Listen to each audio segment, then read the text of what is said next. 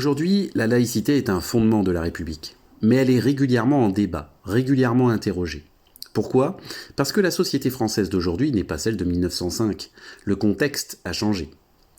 D'une part, la pratique religieuse est en baisse, de moins en moins de Français pratiquent une religion, particulièrement chez les catholiques. Deuxièmement, la société française compte aujourd'hui des musulmans, ce qui n'était pas le cas en 1905. Or, l'islam étant implanté depuis peu en France, il doit faire l'apprentissage de la laïcité et notamment se remettre en question concernant la condition de la femme dans notre pays où l'égalité femmes-hommes est fortement défendue. Troisièmement, de nombreuses religions se côtoient aujourd'hui en France. Ces évolutions de la société française questionnent l'identité de la France. Deux camps s'opposent alors.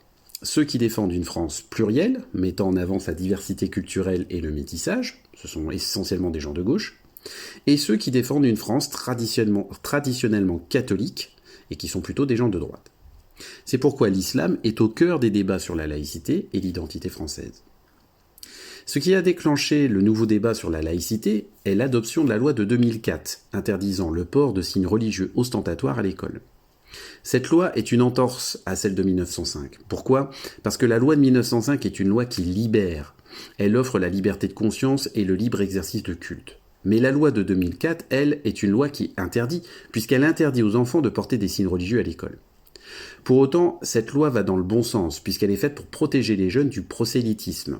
Le prosélytisme, c'est l'influence que pourraient recevoir ces jeunes et qui leur imposerait un point de vue. En les défendant du prosélytisme, cette loi de 2004 leur permet de développer leur réflexion librement et de faire ensuite leur propre choix.